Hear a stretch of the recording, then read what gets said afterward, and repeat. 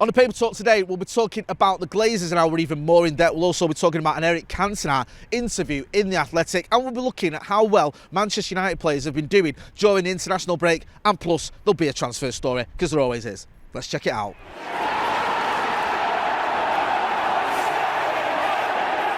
Jay here, Stretford, Paddock. This is the Paper Talk. As you can see, I'm outside Old Trafford and it's breezy, shall we say, and I'm feeling breezy. Lots of positive stories to get through for Manchester United, sort of.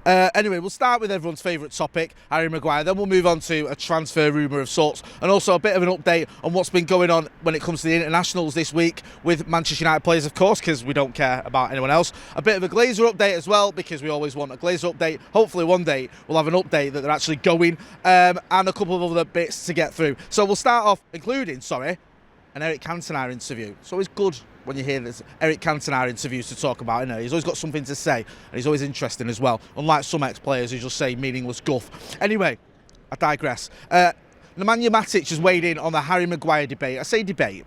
Harry Maguire's been getting a lot of stick recently because of his performances for Manchester United and the fact that he's been on the wrong end of results for Manchester United. There's also this piece in ESPN which caused a bit of a stir as well, with these quotes that were they from someone who knew him or were they not, what is going on, all this other sort of nonsense. Anyway, Nemanja Matic has weighed in on it.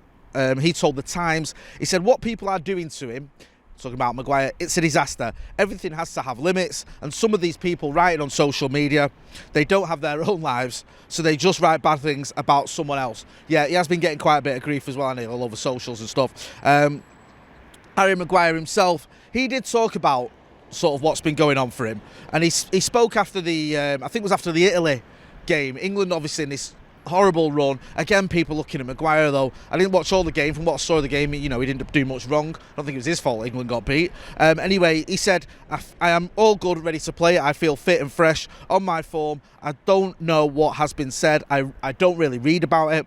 I came off the back of 3 positive games with England in the summer and a good pre-season. I felt really good. Obviously, the manager, Eric Cantona, decided to leave me out for a game, and the team have been winning since. I'm working hard on the training pitch to make sure I'm ready for when my opportunity comes. That is all I can do to try and help the team. I mean, those seem like pretty fair words, to be fair to Harry Maguire, although some people might not like them. I mean, he's in a bit of a situation, I feel, with certain people. Harry Maguire, he's damned if he does and damned if he doesn't. I think, what goes on with England is one thing. I'm not overly bothered.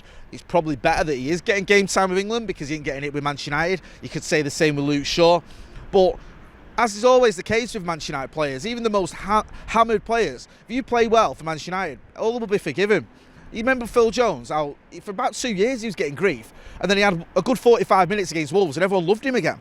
So I think Harry Maguire, he's got enough in the bank that if he comes back to United, comes back with United and plays well, when he gets his opportunity, then he can hopefully turn things around, because at the moment things aren't going very well for him.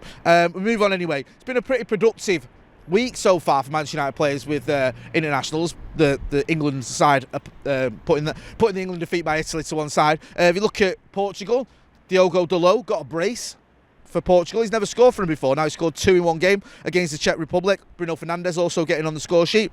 We also saw Christian Eriksen scoring against Croatia and playing an important role in Denmark's win over France as well. A game which saw Raphael Varane rested, which is really good news, because I think we're all worried, don't we, when Raphael Varane plays, that something's going to happen to him. Tyrone Malacia as well. He played against Belgium for Holland, and he played as a centre-back. He actually came on for Nathan Ake and played on the left-hand side of a 3. And Louis van Gaal explained that. He's been talking about after the game why he did that. He said, I have to look at other players who can play there, and I wanted to see what Malacia could do. He then went on to say De Bruyne has more acceleration than Blind as well, so I put Malacia there because obviously that's a role that Blind can often play. I had already discussed this with him the day before yesterday, that he could play left as a left centre back.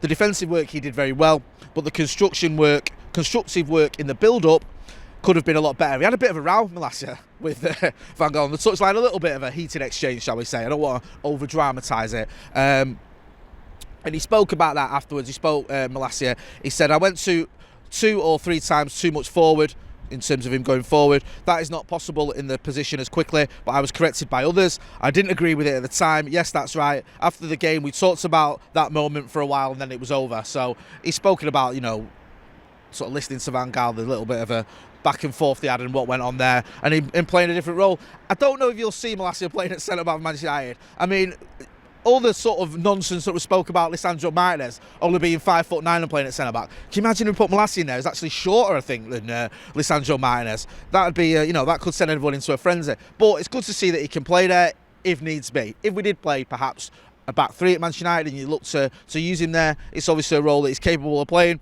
I don't see it happening anytime soon for Manchester United, though. And like Louis van Gaal said, it was more a bit of an experiment to see how he could get on there. But another good performance from a Manchester United player away on international duty. It's been really good to see.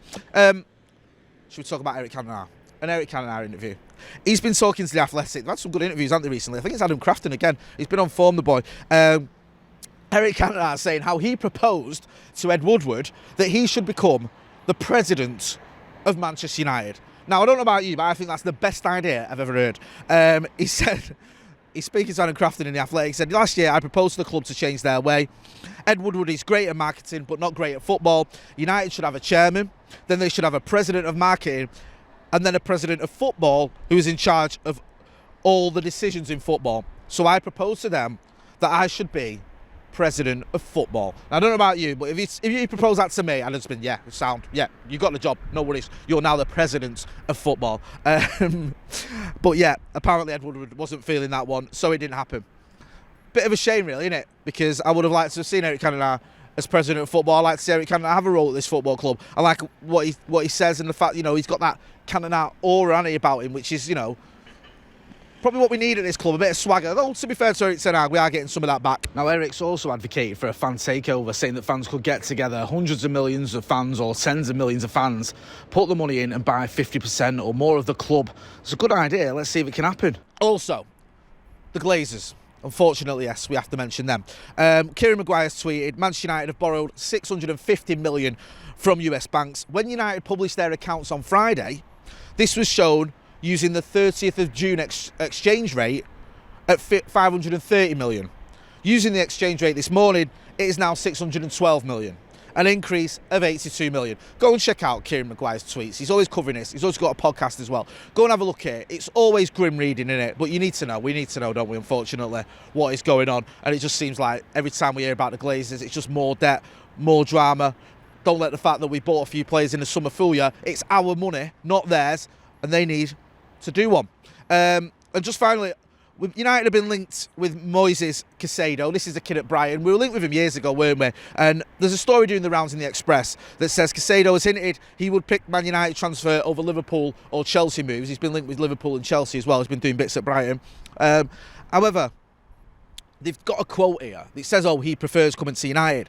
But they've got a quote, I think it's from his time when he was at Independiente. He's Ecuadorian. And when he was there, he said, my dream is to play for Manchester United because I like English football. The pace is very high and Manchester United are my favourite club. So people have looked at that and gone, okay, that shows he favours United. That may well have changed. I don't know. We have been linked with him for a little while. We were linked with him when he was at Independiente. We've been linked with him again. We'll have to wait and see. Obviously doing very well at Brighton. Brighton have got a new manager now since Graham Potter went to Chelsea.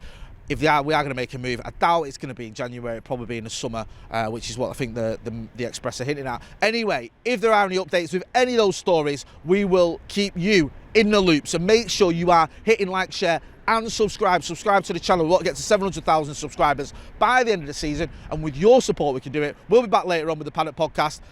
I've been Jay outside a pretty sunny Old Trafford. Thanks for watching.